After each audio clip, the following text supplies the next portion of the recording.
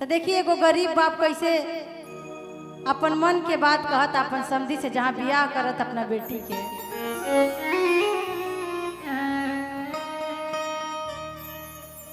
कि बेटी दिहनी काढ़ के कर जाओ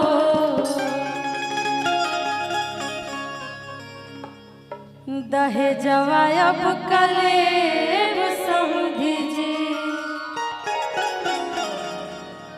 अक्सर लोग कहेला कि जकरा बेटी होके उहे बेटी के मरम बुझेला। अब जवन आदमी अपन बेटी देता ओकरा से बड़ा दौलत ओकरा भी का बा, लेकिन फिर भी आजकल के समाज पैसा पर दौलत पर मरता। कैसे कहता उ बाप कि बेटी दिहनी काढ़ के कर जवाओ दहेजवा अब कलेब समधी जी। बेटी दिहनी काढ़ के कर जवाओ दहेजवा अब कलेब समधी जी। कहता उ बाप कि रउआ नहीं जानत एकरा के कितना मुश्किल से हम पोस पाल के बड़ा कैले बानी। आज हम रउआ के सौंपत आनी। पेट कट पढ़ौनी कॉलेज जाहो पेट कट पढ़ौनी कॉलेज जाहो दहेजवा अब कलेब समधी जी। बेटी दिहनी काढ़ के कर जवाओ दहेजवा अब कलेब समधी जी।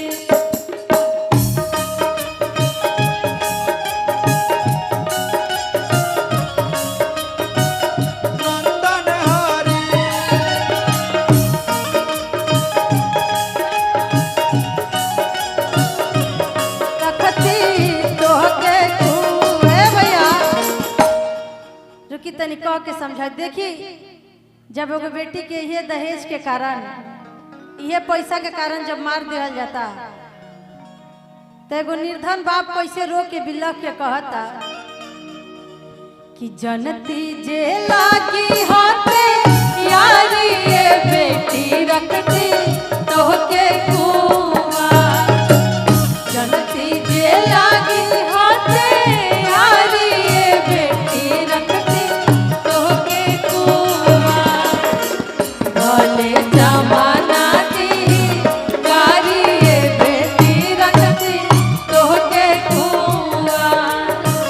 भले जमाना दी गारी ये बेटी रखती तोहके कुआं।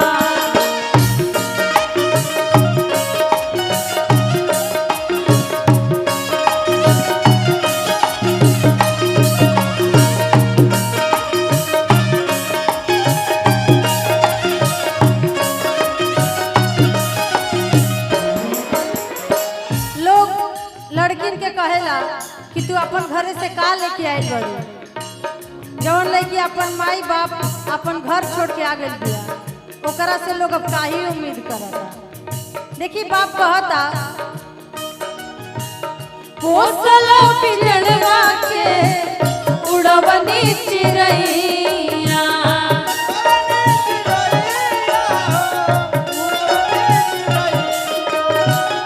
अब जानी मांगी कुछ पड़ता नहीं पैया।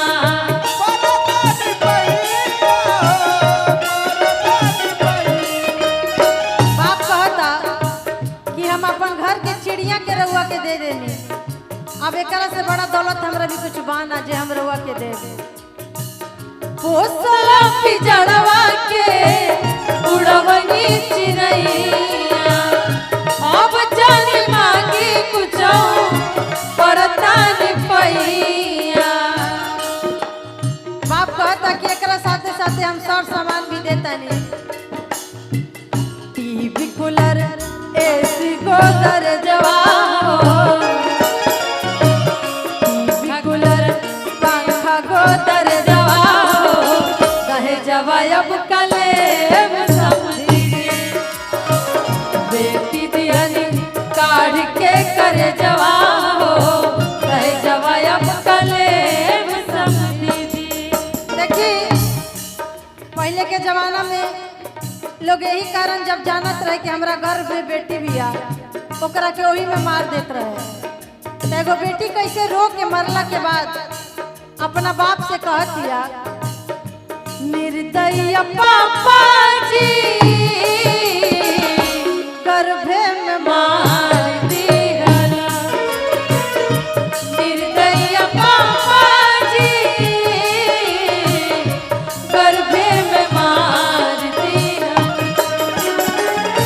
बेटी दुलरुई के आँखी के तरुई के, बेटी दुलरुई के आँखी के तरुई के सपना उजाड़ दिहली,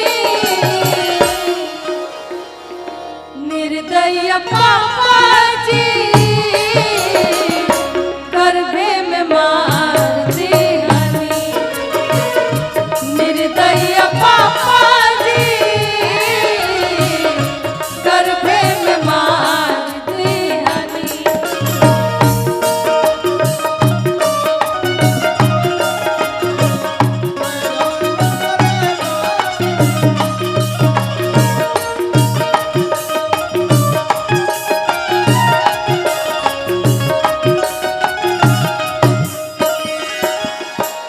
लोग पैसा के और धन के आक्रोश में इतना आगे बढ़ जाले कि पूरा उनका अंदर की इंसानियत मर जाला। वह आदमी वो कैसे बाप रो रो के समझा के कहता, सुनिए समझी जानी भागी बन पाप के,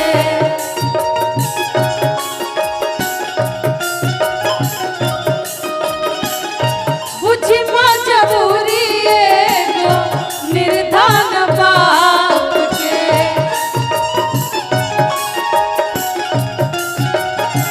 कहता कि रउआ पाप के भागी मत बनी, थोड़ा सा तो इंसानियत रखी, हमरा भी इतना दौलत इतना पैसा नहीं के। सुनिए समझी जानी भागी बन पाप के,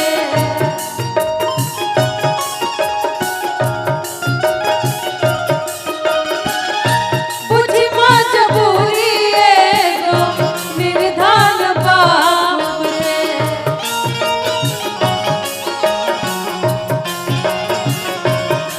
बाप कहता, रोवा पर करी पर है जवाब,